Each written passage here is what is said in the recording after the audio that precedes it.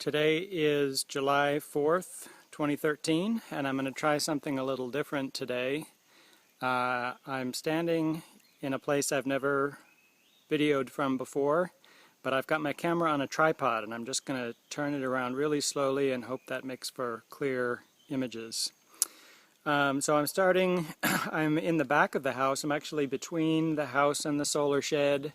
And back beyond the line that connects the two. There's the front of the catchment tank and the back of the house, and just by the way, that's the pipe that carries catchment water from the roof of the house to the catchment tank. And just spinning around. That tree that's now on the left is a acerola, which has grown well but not fruited well. I got one really juicy, bright red, sweet fruit off it not too long ago. But I'm looking for, it was really tasty and supposedly very high in vitamin C. Here is the well-known Suriname cherry, which has grown and fruited really well and fruits several times a year still. So there's the container, of course, and there is my chicken tractor. I'm fairly satisfied with the design. The pattern that's evolved is that the two fat domestic chickens are in there overnight. I let them out in the morning, they run around with the two wild ones, and then in the afternoon I come over here and put food in their feeder. And that attracts the relatively tame domestic ones to come into the cage. I close the door on them, they eat their food, and then they're in for the night. So far it hasn't been a problem. The two wilder ones haven't ever tried to sneak in. The fat ones are pretty comfortable being around me, and the wild ones are still skittish around me. So that's working pretty good. There's a nesting box in there, and every so often I find an egg. I think the fat girls are not quite yet to an age where they lay reliably, but they lay a little bit. There, of course, we're just gone past the kitchen, throne room, and right up close here is some beans.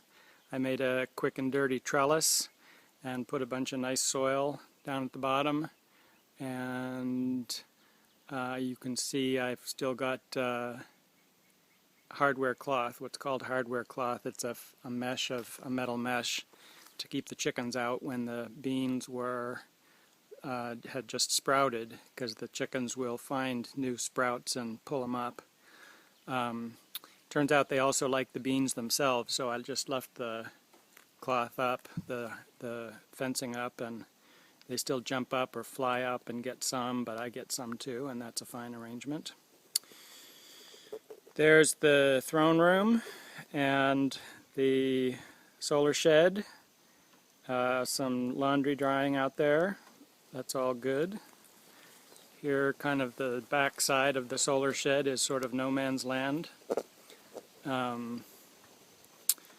there is a palm, Clinostigma samoense. It's the same one, and I won't turn around 180 degrees, but it's the same one that's so big near my catchment tank. This one's grown really well. I've treated it pretty well, given it a lot of soil amendments and stuff. Continuing to turn. Yeah, that stick there resting against the tall stump, that's neither here nor there. But beyond that, to the right of the stump, maybe you can see, is my biggest rainbow bark eucalyptus. It's grown really well. Again, I've treated it well, possibly cause and effect, or effect and cause. But you can start to see the psychedelic colors on the trunk there. There's red and green and brown, and the new colors are revealed as the trunk peels off, as the bark peels off, and that's pretty cool. And there are two blueberry plants in a bed. They're getting established well. There were a couple of berries on them, and I am sure the chickens got those, and I went ahead and let them get them. It's suggested that you not let fruit onto bushes like that for the first couple of seasons so that the plant can put all of its energy into developing roots and all. But I'm pleased how those are growing. This here is a mulberry, and again, growing well. I've given it a lot of good stuff. The grass and weeds obviously like the good stuff as much as the plant does. But it's made some fruit, and the chickens love it. They actually jump up and fly up, and all right. There's my tall ladder. I'm really now right up close to these, but these are the monkey pods that I've planted here. There's a good one. There are my Samoan coconuts, which are a shorter version of regular coconuts. So it's easier to harvest the fruit when they start making fruit. There are maybe 3 of them there, and they are growing well. There's my biggest monkey pod. There are some flowers. And now we're coming 360. There's the catchment tank again. And just yeah, there's the Clinostigma samoense that I referred to earlier, right in the middle of the frame now.